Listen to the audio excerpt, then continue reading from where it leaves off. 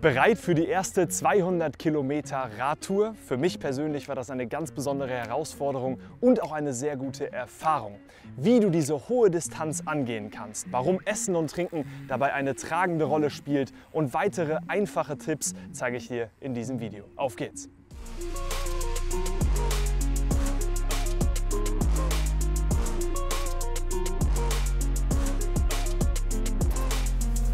Eins vorab, ich möchte euch hierbei nicht mit perfekter Vorbereitung, konstantem Training und so weiter langweilen. Mein Credo ist eher, wer eine solide Grundfitness hat, hin und wieder auf dem Rad sitzt und auch schon die ein oder andere Tour gefahren ist, der kann eine solche 200 Kilometer Tour angehen und sogar Spaß dabei haben. Ob es ohne konstantes Training und Vorbereitung gesund ist, das muss jeder für sich selbst entscheiden. Im Notfall mal den Doc eures Vertrauens fragen, wie das Ganze so aussieht.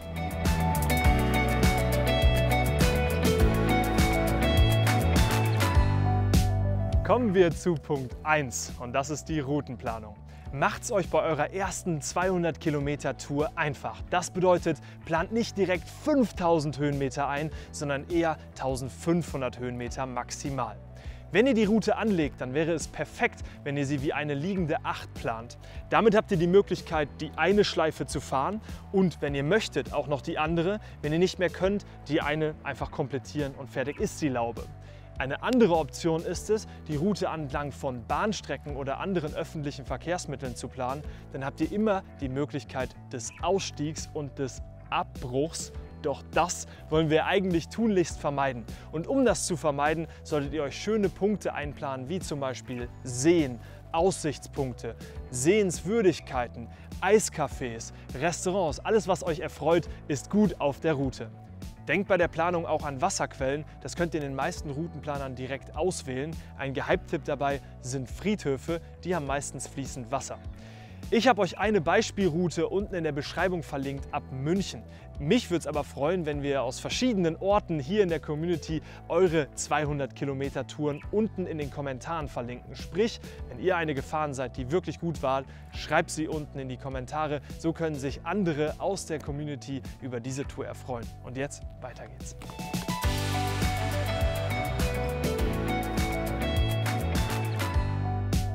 Punkt Nummer 2, das Wetter. Wollt ihr wirklich bei Sturm und Regen fahren? Eher nicht. Schöner sonniger Tag, den solltet ihr euch auswählen, im Best Case sogar mit Rückenwind. Das hilft. Was aber auf jeden Fall im Gepäck nicht fehlen sollte, auch wenn es keinen Regen gibt, das ist eine Regenjacke bzw. eine Windjacke. Die hilft euch immer dann, wenn es mal kalt werden sollte, wenn ihr steht oder wenn ihr in die Nacht hineinfahrt.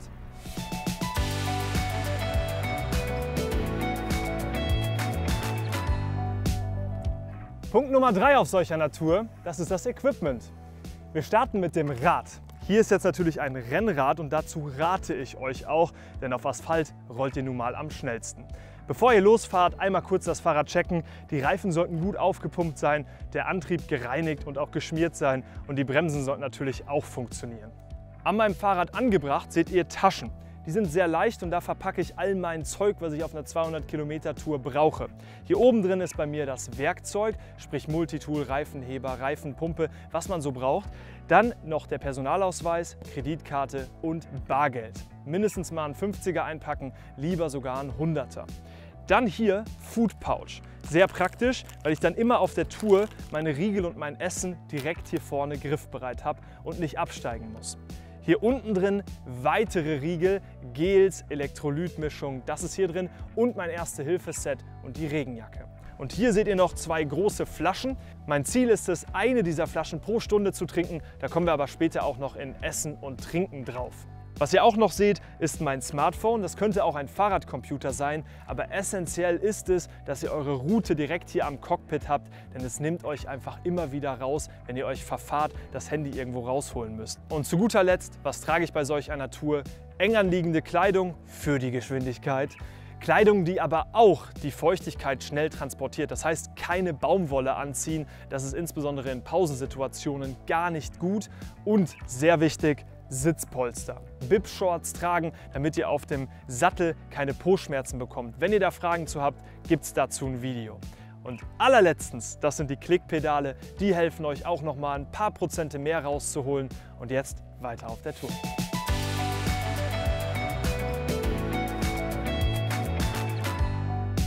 Punkt Nummer 4, Partner. Ihr könnt es euch schon denken, alles im Leben ist besser, wenn man es mit einem Freund, einer Freundin, einem Kumpel, einer jungen Liebe, wie auch immer, teilt. Und so ist es auch bei einer 200 Kilometer Radtour. Das Abenteuer Teilen macht Freude. Es verschafft euch noch 2 weitere Vorteile. Erstens, ihr könnt im Windschatten fahren, guter Energievorteil. Und zweitens, ihr könnt euch unterhalten und das lenkt euch von den schweren Kilometern ab.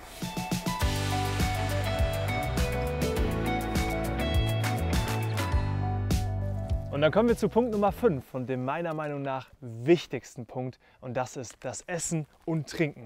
Denn viele vergessen zu essen, insbesondere auf Radtouren.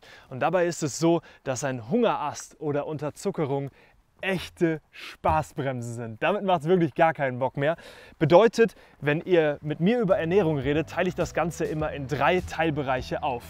Erster Teil vor der Tour, zweiter Teil während der Tour und dritter Teil nach der Tour. Gehen wir mal so durch. Vor der Tour esse ich ein ausreichendes Abendessen, ein üppiges Abendessen vorher, sprich viele Kalorien sollten rein, Kartoffeln, Reis, Nudeln, das was ihr mögt, um einfach die Energiespeicher vor einer Tour hochzutreiben und möglichst aufzufüllen. Vor der Tour selbst ein üppiges Frühstück, möglichst aber nicht zu fettig, kurz verdauen lassen, anziehen, Rad nehmen und los geht's. Während der Tour solltet ihr zunächst einmal genügend trinken. Mindestens mal 500 Milliliter pro Stunde, lieber zu viel als zu wenig. Und dann kommt meine 30-Minuten-Regel ins Spiel. Das heißt, während der Tour immer zur vollen und zur halben Stunde etwas essen. Das macht's einfach, insbesondere bei der allerersten Tour. Stellt euch vielleicht sogar einen Wecker zur vollen und zur halben Stunde, um euch immer daran zu erinnern, etwas zu euch zu nehmen. Einmal im Unterzucker, kein Spaß mehr. Wie teile ich dabei meine Ernährung während der Tour ein? Auf der einen Seite habe ich Riegel. Meine Lieblingsriegel dabei sind Raw Bites. Kommen wir später auch noch mal expliziter drauf. Der zweite Punkt sind Elektrolyte, Mineralstoffe, die ich mir meist in die Flaschen fülle, oder ihr könnt das Ganze auch über Powergels mit Koffein etc. ergänzen. Zweiter Punkt. Dritter Punkt. Cafés, Restaurants, alles was euch erfreut. Ihr könnt ja nicht die ganze Zeit nur Riegel und die Elektrolyte zu euch nehmen. Könnt ihr, müsst ihr aber nicht. Ein schöner Punkt, der auch erfreut, ist dann der Besuch von einer Eisdiele zum Beispiel. Auf Raw Bites setze ich schon seit all meinen echten Radabenteuern. Ihr wisst es vielleicht noch, der Chiemgau King, Venedig, Gardasee, überall waren diese Riegel mit an Bord. Und ihr seht, verschiedenste Geschmacksrichtungen hat Raw Bite.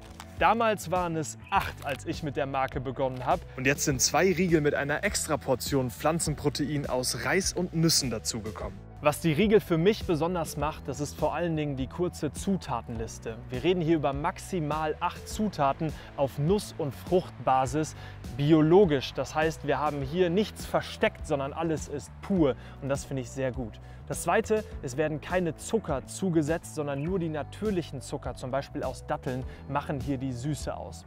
Und das Dritte und für mich persönlich Wichtigste ist, sie sind lecker und gut verträglich. Das muss natürlich jeder von euch selbst ertesten, deshalb gerne den Rabattcode nutzen und Raw Bite für euch auch einfach mal erproben. Und dann werfen wir noch einen Blick auf die Ernährung nach der Tour. Da spielen vor allen Dingen Proteinquellen eine wichtige Rolle. Das könnten natürlich Riegel wie diese hier sein, aber auch andere Proteinquellen wie Hülsenfrüchte etc. sind dabei gut. Ich bin kein Ernährungswissenschaftler, aber so viel sei zu meiner Erfahrung mit langen Radtouren gesagt. Und jetzt geht's weiter zum nächsten Tipp.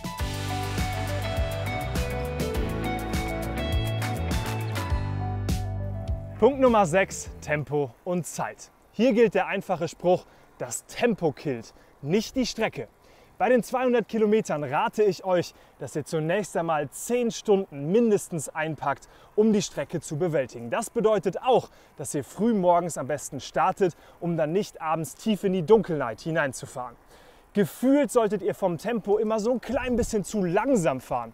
Besser als am Start am Berg mit 30 km/h Durchschnittsgeschwindigkeit zum Beispiel alle Körner dahin gehen zu lassen und am Ende ja, todmüde in der Bahn zu sitzen.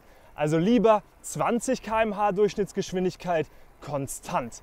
Dann mit viel Zeit oder mit mehr Zeit schafft ihr es auf jeden Fall. Die Strava-Rekorde, die könnt ihr dann immer noch brechen.